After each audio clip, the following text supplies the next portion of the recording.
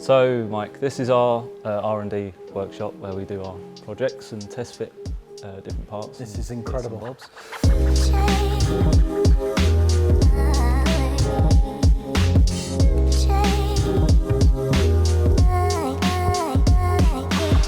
So that is our latest project that we've recently done. That is a Gen 1 997 narrow body Carrera S, designed to look like a Gen 2 997 Sport Classic.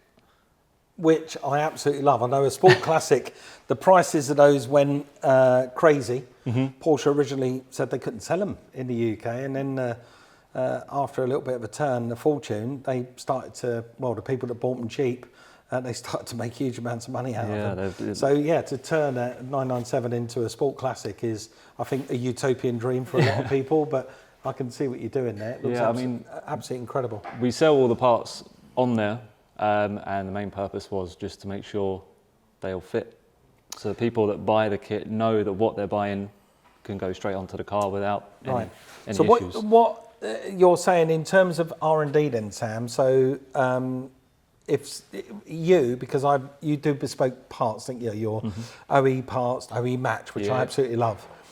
So if you're going to design in-house or have manufactured locally for you a part, this is where you'll have your engineers put it to a car, test it, R&D it, make sure it works. Yeah, and then if anything that customers might buy, so example, they might buy an exhaust.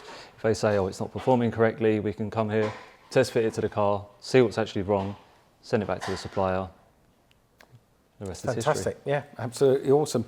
And what am I looking at here, this green machine? So this was a project a few years ago. It was a 911 SC, it's been converted into completely electric. Right, okay. So you backdated it from an SC. Backdated, and wide-bodied. Wide-body, backdate, and then electric power plant. Yes, so there is a battery in there's two, I think there's one in the front, one in the back. One in the back, yeah, for distribution. Yeah, it's about 350 brake, I want to say. So it's pretty quick. It's and obviously fast. Being an old car, it's obviously considerably lighter than a new car anyway. Yeah. So it does go like the clappers. Being rear-wheel drive as well, it's probably a bit of a handful. Okay, well that's nice. I mean, I aim to do nothing like that. We are doing some design work on my 964, but we're not going to this extreme. Also, I think I'm probably, one of the only people in the Porsche enthusiast world at the moment that's not buying a 964 and backdating it. Yeah, a lot of people tend to buy and backdate them. Same with a 993. It's perfect sort of, I suppose, way of getting into it, because the original era 911s that people are backdating into are much more expensive. It's just easier to buy a more modern car, I suppose, more reliable in that sense. Obviously things from the 70s, once they've been adapted to the 964, everything had been updated, so everything was a bit more sort of sophisticated. Yeah. So it would give you effectively a better car and a better base to backdate and have the good driving sort of. Yeah. Which is what I want out my, I like the fact that my car's got hydraulic gearbox, hydraulic brakes, it's got power steering, air conditioning. It feels like a thoroughly modern car, but it's still a car stuck very much in the 1990s. Yeah, I mean, that's why people, I suppose, choose that era. And can we go down here? Yeah, of course. We are allowed, yes. So this is also one of our, this is also a 911 SC that we've wide-bodied and then converted to a Safari. That is wicked. Again, so we got a new product that we were selling, the Safari lift kit, and we had this car, and I'm not sure what the story is behind the car, but we decided, you know what, test fit the parts, and decided to just go, you know what, let's go all out. And then we've got the light pod on the front with LED lights. We've got LED lights, headlights that we've also fitted. Again, everything that you see. Oh, I love it. I absolutely love it. That is fantastic. You've got a modern Dakar in the reception area. Yeah. And I mean, it always puts a smile on my face. But I can remember, I'm old enough, unlike you, Sam, I'm old enough to remember when these cars were actually rallying back in the day, and to see a Dakar looking as good as that, it's an absolute delight. So you got any other joy for me around here? This is a toy that we just Yeah, we like having around. GT2 RS, that's the real deal sport classic.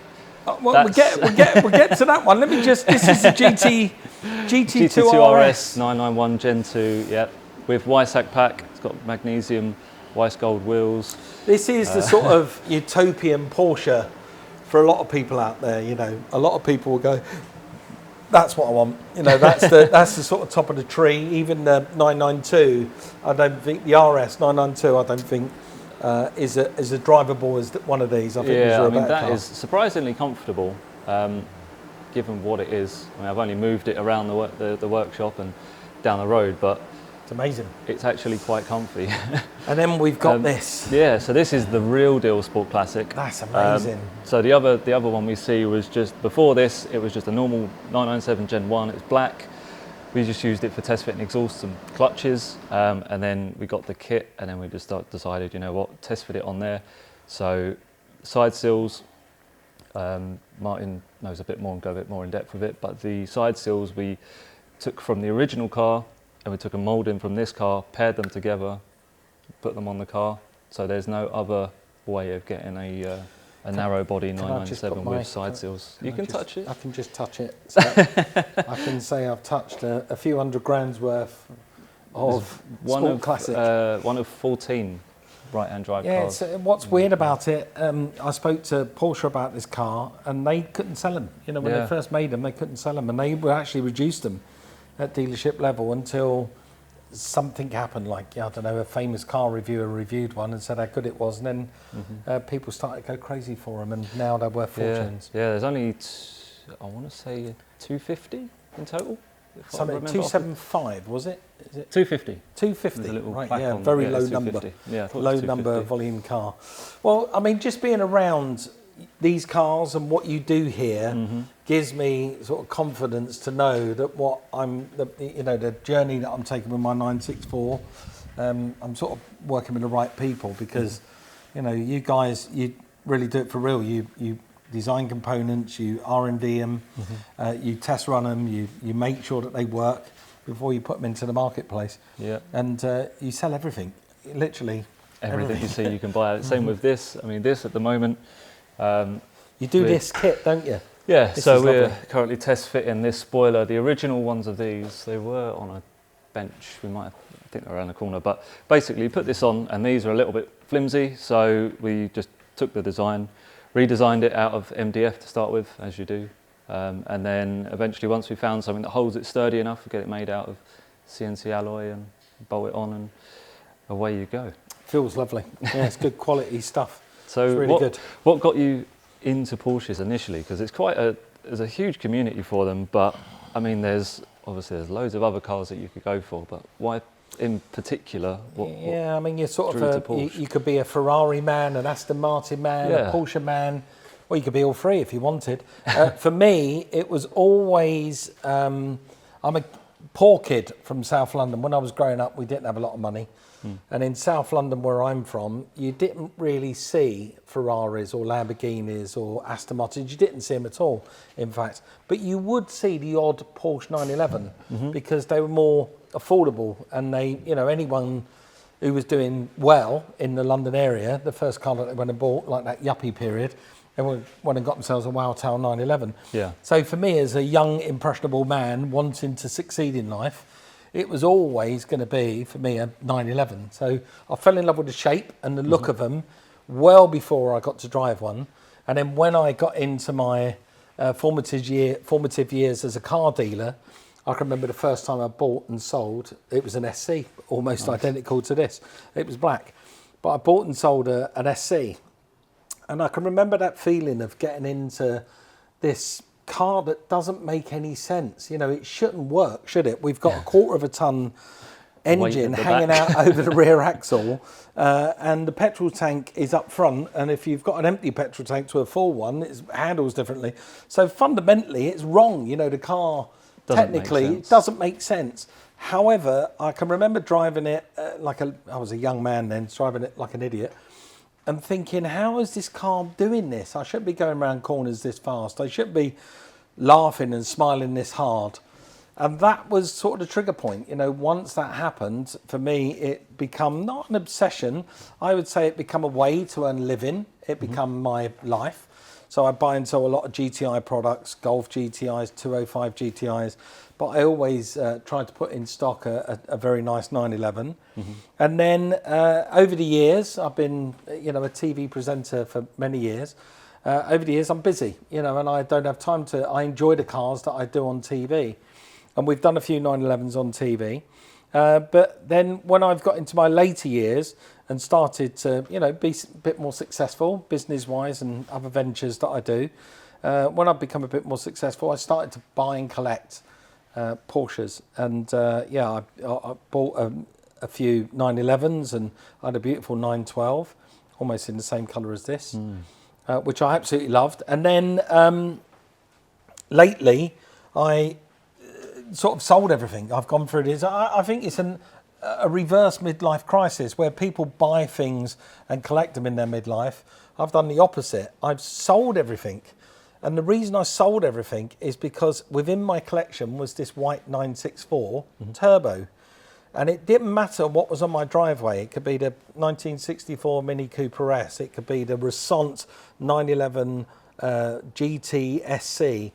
It could be the 997 turbo. It could be absolutely all these cars on my driveway would be there, but I would ignore them. I'd muscle them out the way to just get in to the 964.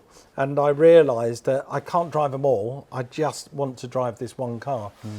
So they've all been shoveled out of my life, and I'm just concentrating on that car. But now I've got this car, I want to make it my car, my interpretation of what I want. So I want a modern version of a 1991 964 turbo. So I want to update it to cope and be capable to live in a modern world. Yeah. But I want it to be, it's designed to be unique to the car. I don't want another one like it. I want the car to get noticed. I want to take it to a show and people go, that's Mike Brewer's car. Yeah. You know, I'm very proud of it. So that's why I'm here. That's why I'm here, Sam. No, that's good. I mean, as you know, we want to go into depth of doing everything we can to help people, you know, to the point of we're now test fitting things to make sure they fit, so that when people buy them, it's a one-stop shop. Yep. You know, well, they don't have to come back for... I've been using Design 911 for probably 18 years, probably 15, 18 years. I've been using it for part supply, especially on wheeler dealer cars that we've done on the show. But it's now finally my time to do one for myself. Do one for yourself. And I'm really excited by that. So, yeah, I mean, this is amazing. Thanks for showing me No, around. you're welcome. You are welcome. I mean, yeah, welcome anytime. Lovely. Top man. All right.